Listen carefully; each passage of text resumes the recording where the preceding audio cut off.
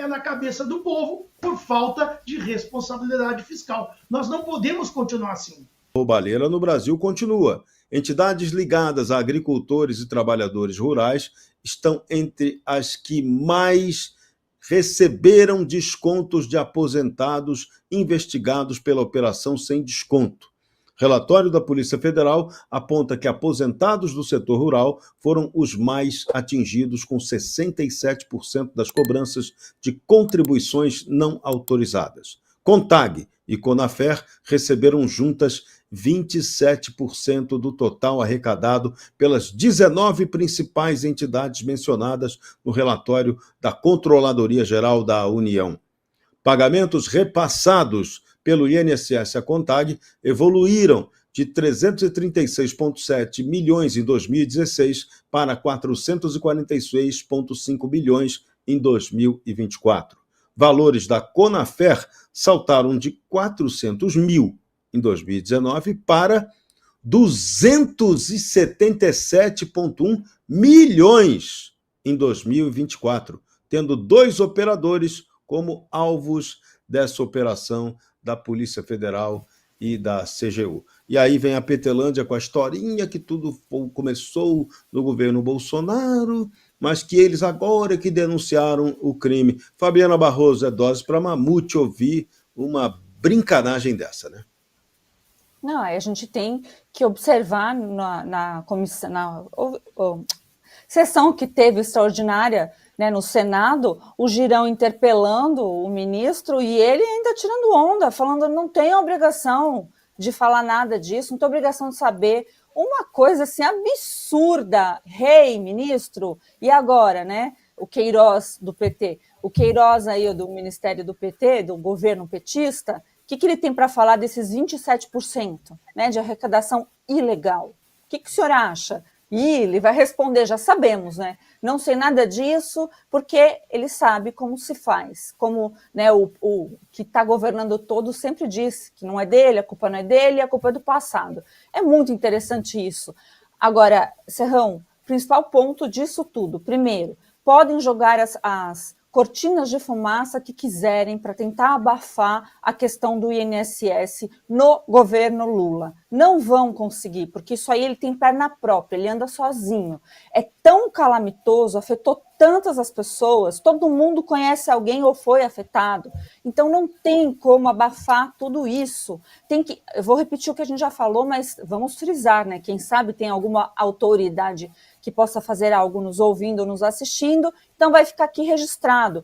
Primeiro, tem que cessar essas irregularidades que ainda estão acontecendo. Eu estou pegando leve de chamar de irregularidade, hein?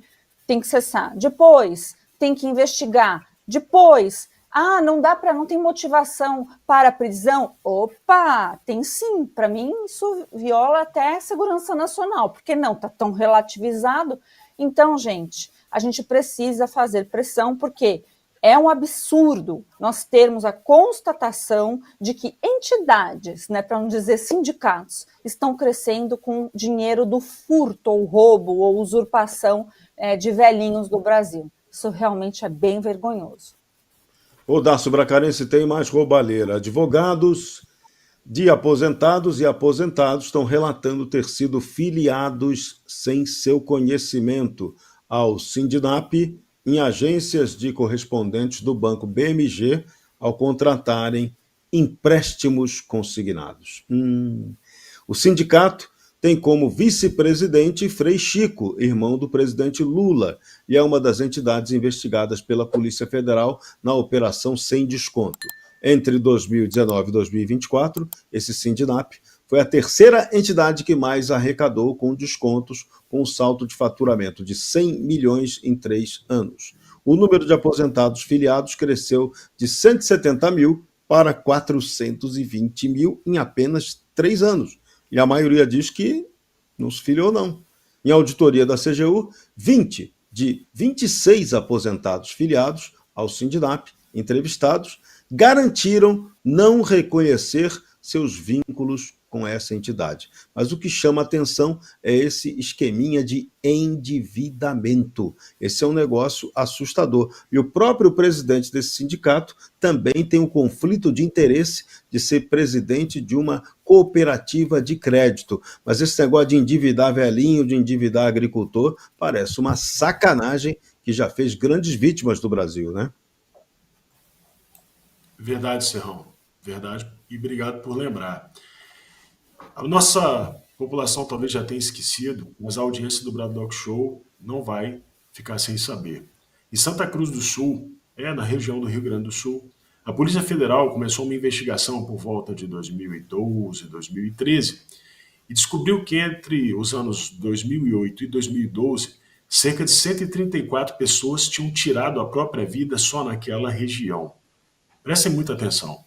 134 pessoas, agricultores rurais pobres, gente humilde, simples, tinha tirado a própria vida. E nessa investigação, constataram que existia uma associação, vejam só, que esquema novo, né? Começou agora, né? 2019, pois é. Tinha uma associação que fazia descontos nos produtores rurais, desse mesmo modo aqui, e fazia também empréstimos consignados. E claro, colocando a terra dessa gente como garantia do pagamento desses empréstimos.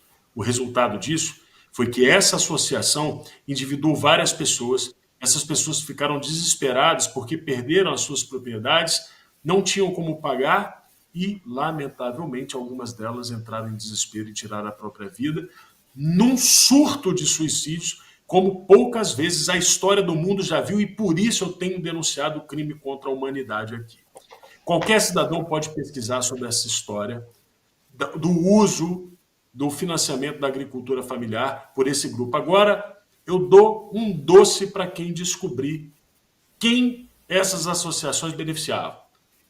Vereadores do PT que patrocinavam campanhas políticas de deputados federais do PT com esse dinheiro desviado.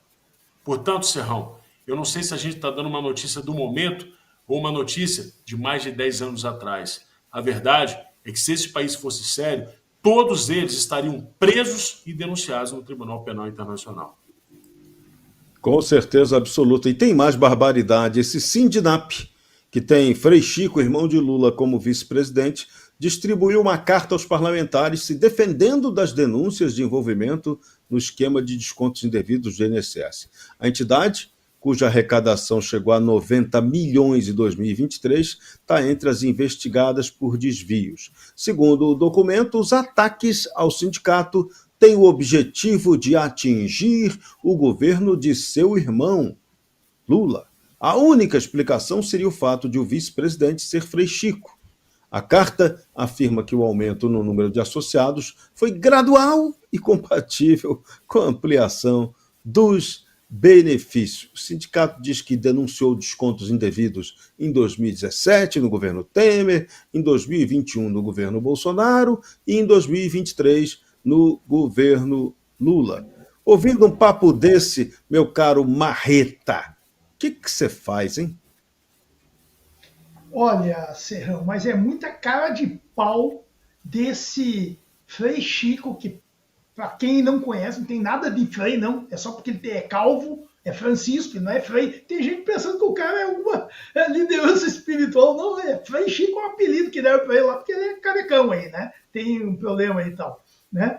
É um absurdo, né? Cara de pau do cara enviar uma carta se defendendo e dizendo que é perseguição política, mas é coisa de comunista mesmo, né? É coisa de velha política, né? Não tem como resolver, aí vai lá e diz, olha, eu estou sendo perseguido, só falta chorar, vou dar até um conselho, pode usar Vic Vaporub, ele pode gravar um vídeo chorando que vão pensar que é natural. Isso é um absurdo, essa tentativa de desviar o foco das denúncias do qual ele está envolvido e sabe muita coisa, entendeu? Aí vem com essa ideia, ele está ignorando os aposentados que sofreram, os aposentados que perderam seus recursos, né? Porque se você analisar bem, essa situação aí só trouxe prejuízo ao próprio trabalhador, que durante anos teve ali, agora tem descontado alguma coisinha que seja mínima, mas vai acumulando o benefício do cidadão para comprar o seu mantimento, comprar o seu remédio. Só quem recebe uma aposentadoria sabe a importância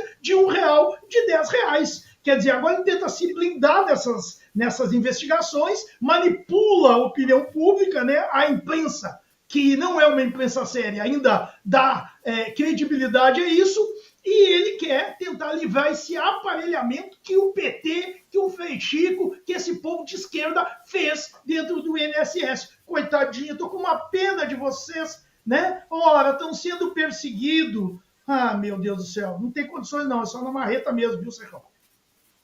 Manda a marreta, então manda a marreta. Recebemos aqui superchats. O Marcelo Neiva mandou dizendo que é dose para mamute. E o Mel Gallagher, André Marcília, olha o que ele disse. Doutor André, você precisa ir para o STF para ajudar André Mendonça, porque ele está sozinho, na cova dos ladrões.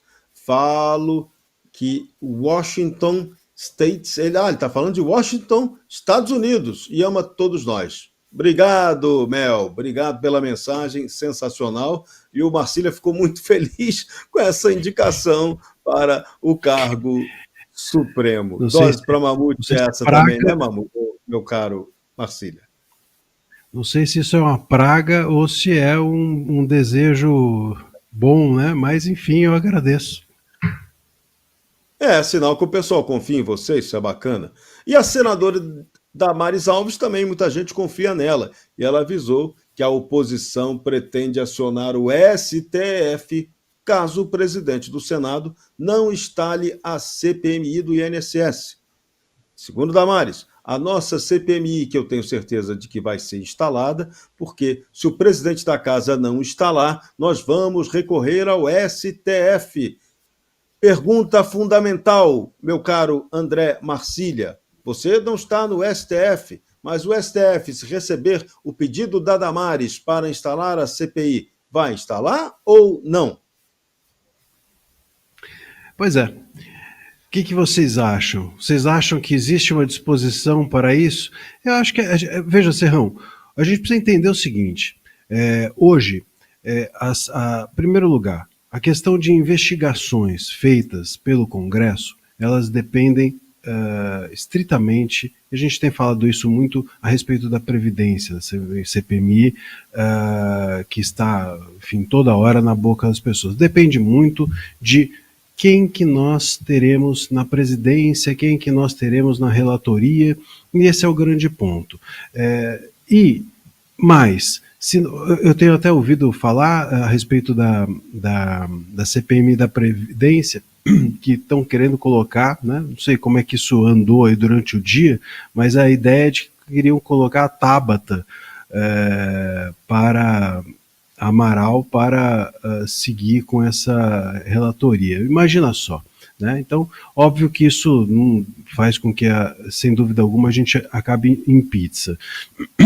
O STF, ele vai, com certeza, resistir a toda e qualquer investigação que venha do parlamento, que venha das demais entidades interessadas em investigar, porque a gente precisa lembrar que nós temos hoje uma corte que presta apoio ao executivo, que presta apoio ao governo. Vamos dizer, o Marreta estava agora mencionando a questão do Frei Chico. O Frei Chico, a própria Polícia Federal, não faz um mês, o delegado da Polícia Federal veio dizer que o Frei Chico não estava sendo investigado, que não seria investigado. Então, nós precisamos entender que no Brasil as investigações não terão nenhuma força de ninguém, a não ser que haja pressão popular, a não ser que haja uma organização real por parte dos movimentos independentes, a gente vai ficar no escuro como estamos até agora. O Tesouro Nacional pagou 3 bilhões em dívidas dos estados de janeiro a abril de 2025, segundo dados divulgados hoje pelo Ministério da Fazenda. Minas ficou com 1,52 bilhão, Rio de Janeiro com 885 milhões e Rio Grande do Sul com 503 milhões. foram os estados que mais precisaram de recursos de socorro. Juntos, esses 3 estados representam 87,7% do total pago pela União no período, somando aí 2,9 bilhões. Coisa tá feia, endividamento continua, a União já pagou 78,4 bilhões em dívidas estaduais, mas recuperou apenas 5,5 bilhões, 7% do total. Ou seja, os estados se endividam, os juros altos vão aumentando ainda mais esse endividamento e essa história vai saindo do controle. Marreta, como é que se resolve isso? Muito bem. Serrão, nós temos que olhar que a má gestão ela é completa. Existe alguma coisa de bom na gestão do PT? Se tiver, você me informa. Eu não vou dar uma de Padre Quevedo aqui que eu pago 1 milhão para quem me apontar, porque eu não tenho 1 milhão. Vai que tem alguma coisa, né? Nada pode ser tão ruim. Mas não dá, nós não conseguimos enxergar. E essa má gestão dos estados está vendo rotina. Quem é que vai pagar a conta? Eu, você, o trabalhador, aquele. Sempre vai pagar a conta. Esse calote dos estados, essa dependência do governo federal é irresponsabilidade de quem lida com dinheiro público, seja governadores, sejam prefeitos, enfim, a classe que lida e nós precisamos mudar. Os governadores não podem gastar à vontade e esperar que a União... eu vou fazer aqui qualquer coisa, eu vou esperar a União resolver para mim. Não dá. Nós temos que ter responsabilidade, muita, e temos que ter principalmente equilíbrio. Agora, parece que vira um círculo vicioso, né? A gente não exige muita transparência, e a gente, você sabe nem quem eu estou falando, quem deveria exigir, né? Não cortam privilégios, e aí vamos punir o povo brasileiro, que tem que pagar a conta sempre. A marretada agora é na cabeça do povo por falta de responsabilidade fiscal. Nós não podemos continuar assim. Porque o Brasil é o país do futuro. Eu escutava isso, estou com 53 anos, né? O país do futuro. Não estou vendo o futuro, não. A gente está aqui, todos na bancada falando, repetidamente, não é de hoje. Falta responsabilidade. O problema é que para as coisas acontecerem no Brasil, não adianta depois que acontecer. A ponte caiu, agora nós vamos arrumar a ponte. Já morreu um monte de gente. Nós precisamos ter o compromisso e a seriedade. E para isso tem que mudar também a cultura do próprio brasileiro. Você precisa assistir o melhor canal de notícias do Brasil. O programa que fala de tudo, que deixa você informado sobre tudo o que acontece no Brasil e no mundo. Ao vivo, todos os dias no YouTube. Clique aqui e se inscreva.